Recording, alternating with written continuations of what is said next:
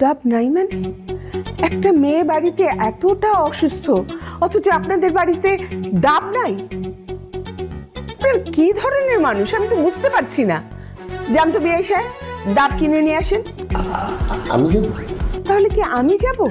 আপনি গেলে তো না না না, আমি আর শোনেন, একটা দুটা ডাব আনবেন না, আনলে এক কাঁদি ডাব নিয়ে আসবেন, যেন বারবার আপনাকে পাঠাতে না হয়।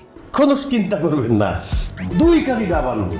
1 কাঁদি আমার ছেলের বউ খাবে, আর 1 কাঁদি আপনি খাবেন, ঠিক আছে? আমি চাইতেছি।